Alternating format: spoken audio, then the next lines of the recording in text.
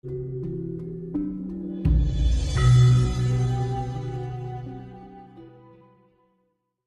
kata Mbah Saeno. Kata Imam Saeno. Jadi versi Mbah Saeno. Nggih. Berarti wiwit lari saged bicara. Mungel lho nggih. Ngono secara tidak langsung ya ngerti ya kan bisa. Itu sampai kapan Mbah masuknya itu? Lah nanti kalau udah umur 17 ada titik-titik berarti wis sajiwa. Nyatu. Berarti seia sekata. Seia sekata. Lek sik kuwi sik omong-omongan kok. Nah, ketika sok ngomong dhewe disauri dhewe kan ngono kuwi. Ketika kemudian roh itu sudah masuk menyatu di dalam diri anak. Terus kan kadang tasik ngirimi donga nih. Kados kula kan tasik ngirimi donga. Ya wis memangi kepercayaan kuwi ya gak apa-apa. Lah sing leres pripun iki mboten perkawis percayaan, nek kepercayaane salah nggih jenengan mungel salah. Misalnya nggih, kan enten slametan nggih. Nah, slametan 100 dinane, 40. Nah, terus mantun ngoten 1000 dinane. Lah ngoten. Asline nek Mbah Kungi kula ruwiyin nggih. Lah kuwi kan ngene lho. Dadi ini yang diselamati kan bukan rohnya. Jasadnya, lek rohnya kan udah menyatu ke akbar. Jasadnya yang dianuki mau, makane lek kangge hitungane wong Jawa ya Le. Mangkane slametan ngono kae difokusne segala slametane wujude banten lan liya-liyane gondo lan rasane dikirimne nang raga lan sukmane mugi dipun gondo lan dipun rasa. Jadi kirimane gondo lan rasa. Jane sing tapi sing enak dadi wong Arab Le. Lek seandainya sampean cara iki bene lek disalahne ben disalahne. Cara ngerjakne wong nang sawah. Kok omah langsung kirim Fatihah wareg ngono. Lho, kok mau wis tak kirim Fatihah e. Kula nate, Mbah. Tanglet kali eyange kula riyin. Kung, asine donga-donga sing dikirim ngoten niku dugi napa mboten to, Kung? Jawabane kok ya ora Gus ngoten neh, Mbah. Lah saiki lek donga iki ibarate kuwi ya Le. Nggih. Ibarate wong asul-asul gul bundele sing dipangan gondone karo rasane. Kene lek wong Jawa kirime gondo rasa katujakaken dhateng raga lan sukma mugi dipun gondo lan dipun rasa. Ngoten nggih. Namung ngoten mawon nggih. Terus aja nganti njaluk putra wayah ingkang tasih kantun wonten alam rame tansah pinaringan rahayu wilujeng kalih teka rubeda. Aja pisan-pisan njaluk salah kaprah. Sekedap. Wau kan jenengan ampun sanjang nunggal sawiji kalih lare alit niku wau nggih. Nggih. Niku napa nih? Sukmane napa napane? Napa ruhe? Ya roh. Roh nggih. Roh. Roh ki urip-urip Le. Mangkane urip ki mlebu nang gedhe ya ora keseseken. Mlebu nang cilik ya ora keseseken. Wis guru urip ya padha dene wong lek iso mbedani wong karo urip ngono wis gak perang ya. Ya sing ngarepe ya wong apa ora? Sing Cina wong apa ora? Nggih. Lah iya kan. Urip apa ora? Mosok ana sing Cina uripe gedhi gak enak. Nah, terus iki mau sing Mbah Nom menemukan ilmu bumi ya Le. Nggih. Tak jabane sing bumi nukulne sekabeh urip. Nggih. Lah terus ilmu hewan ki mau tuwe nafsu. Hewan tuwe nafsu. Terus tumbuh-tumbuhan ilmune wong pasrah. Niku anu nggih menyatukan alam dan penciptanya nggih. Contone ya Le. Saiki wit-witan sing nang ngarep-ngarepan kuwi lek panas gak tahu ya Le bengok. Aduh panase kan ngono. Kan gak tahu to. Mboten nate, Pak. Lah terus gampange udan kuwi aduh ademe kan enggak. Nggih. Ya ora tau mangan. Nyatane ya urip. Sing serakah kan menungsone. Sing wong padha duwe klapa. Beneh kok klapane. Tuwek ngomongi. Aku tuwek. Unduwen. Peken kabeh aku ora njaluk. Perkara aku sesuk mbok kethok aku ya monggo kan ngono kan. Siti Jenar ya gitu kan. Kuwi jenenge pasrah. Pasrah. Nyatane ya urip. Kewan nafsu. Heeh, tumbuhe nafsu, tumbuh-tumbuhan ilmune wong pasrah. Lek jelas lek sing bumi iki sing nukulne sekabeh urip. Tapi sing tak sebut Siti Jenar iki bukan saya Siti Jenar lain ya. Siti Jenare Mbahno ya Ibu Pertiwi iki mau. Oh. Manggane Mboten sosok Syekh Siti Jenar. Oh, bukan. Bisa dikatakan Allah wujud yang bisa dipandang dengan mata kasar ya darani Ibu Pertiwi iki. Iki mateni nguripi enggak? Nggih, leres. Mangkane Siti Jenar ki enek werdine le. Ese sekabeh kang ana. Nggih. Ine iki kabeh. Nggih. Tene tukulan ingsun, ine iki panguwasan ingsun. Siti Jenar, jene jagat sak isine. Ene nggonono.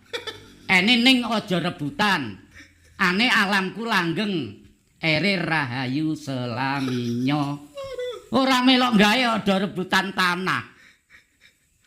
Jagat sak isine nggonono ning aja rebutan. Alamku langgeng rahayu selaminyo. Lho logika enggak iki? Logis banget, Bah. Heh? Lah tekan ana sing rebutan, kapan lek munggahe? Lah si jagat sak isine nggonono ning aja rebutan, alamku langgeng rahayu selaminyo. Nggih, sakniki rebutan ya, Bang nggih. Ya nyatane yo ngono. Tukaran kancane dhewe. Berarti jenengan iki sing suarane gak beda karo sing nang YouTube kuwi. Aku gak pangling karo suarane. Mbak, kula tangkrut malih nggih, Mbak. Mumpung ana kene Mas Omah. Lah nggih kok nggih semerti. Nggih tuh. Ya lek jan dawa tapi lek tekonan ya spontan engko sing miwir masih dhewe ya. Ngono lho. Cara kono pertanyaane kene oleh-olehane. Tapi lek penjabarane waduh dawa le. Nggih. Mbah, pangapunten. Niki blak-blakan mawon, Mbah.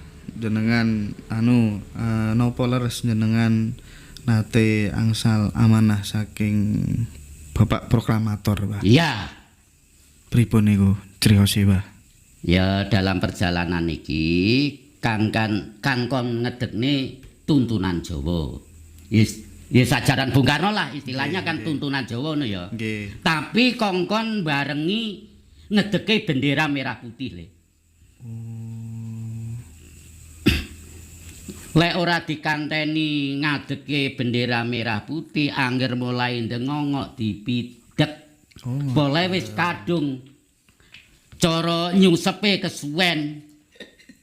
Mangkane takon ngrungokne wis saiki anak Soekarno padha rungokno. Aja gumbelo sirahe sing ngaku darah biru telek aku kan ngono kan. Bahasane iki lho darah merah aku kan ngono. Jadi orang yang berani dengan siapapun, tapi tak landasi bener. Tujuane Mbah Nole ya ngedekne tuntunan Jawa ini ya mbantu negara. Kangge mbantu cara mbangun manungsa sing sautuhe kanthi tatanan Jawa iki kan tujuane ngono. Mbah No bukan tentang negara. Jane Pancasila itu sebagai kendaraan orang Jawa yang menuju langgeng abadi bisa melewati ajaran Pancasila.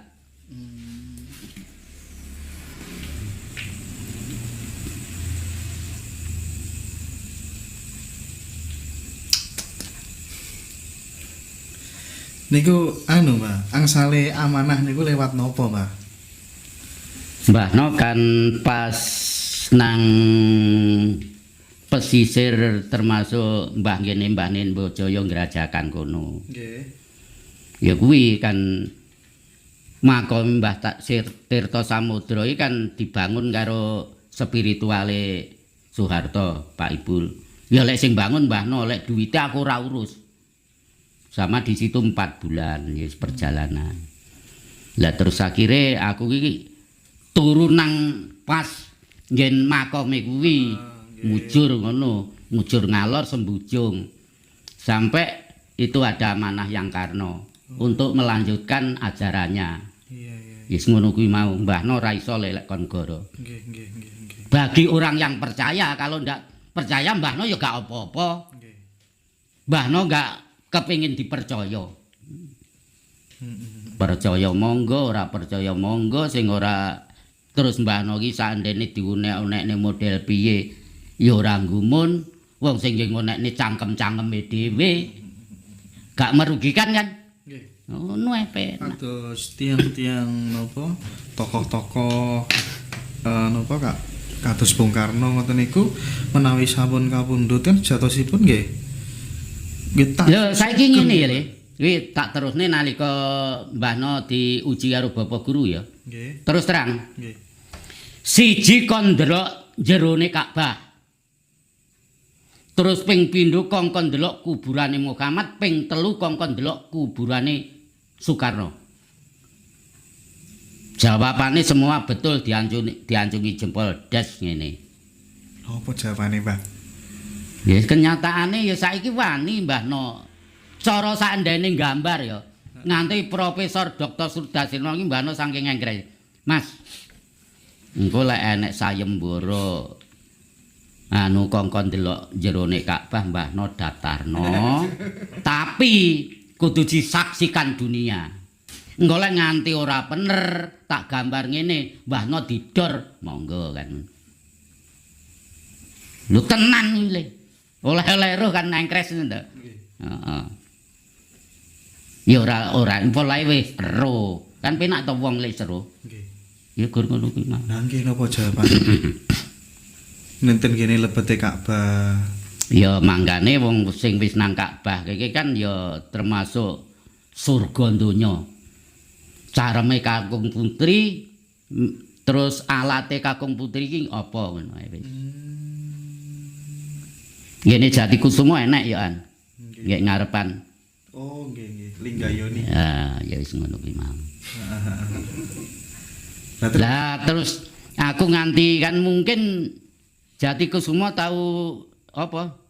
Tahu muter YouTube-ku. Lah terus aku digoleki kongkon rono. Wah teko kono aku diambungi nangis. Mbah lah terus ten kene lebete makame Bung Karno niku enten napa, Mbah? Kosong. Kosong. Oh. Lah terus padha karo sing diomongne Jati Kusuma. Nggih. Waktu mau dipindah. Tapi dhisik Mbahno ngomongne. Mbahno ngomongne 98. Lah kok saged kosong ngoten niku penemune panjenengan pripun, Mbah? Ya kembali ke asal diarani sempurna. Sak rogone cah. Iya. Mangkane lek enek wong teko Soekarno hidup atau mati, jawabane Mbahno hidup. Hidup. Contone aku tau dicetuki. Kan bisa membuktikan toh. Perkara sing gak percaya monggo, lek jawabane Mbahno hidup. Hidup. Lah hidupe wong sempurna ki mau ngebaki jagat le. Gedine sak jagat. Contoh Mbahno pas nang Medan kono, nggek kono ya cethuk. Saya gampang carane meneng ngono ki ya kepengin roh ya roh. Tapi samun. Oh nggih. Tapi nanti angsal dawuh ngoten niku. Ya dawuhe nalika iku tok. Oh niku dipeseni niku nggih. Ya kenyataane terus iki tak laksanane aku berarti Jawa Dipa itu melanjutkan ajaran Bung Karno.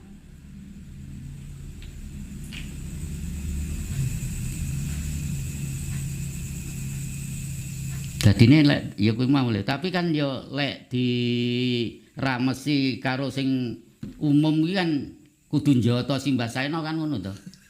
Nganti ngetone lakune Gusti Allah iki gak ngangge aturan penak kan. Kan kabeh mesti wong edan kan ngono kan. Lho bisa kena dinyatakne ora? Saged. Ya iya lek sing tatanane sing wis wujud kan cara kiai ngongkon santrine ayo nyembah Gusti Allah madhepe rono. Lho nyatane sembayange madhepe termasuk sembahyang waktu ngadep kiblat. Saiki genten tak tekoni sithik ae. Kuncine wong sembahyang salat mbuh sing diarani iki kuncine piye? Citok. Beran. Kuncine Ya wong sembahyang apa wong salat atau wong semati. Gening, Mbah. Ya salah. Pripun, Mbah? Kuncine eling lek ora eling gak kira sembahyang. Eling niku sing dielingi napa, Mbah? Ya eling sembahyang ya sembahyang. Oh, ngoten. Ya lek mbahno wis ya ngene iki wis sembahyang. Enak to malahan.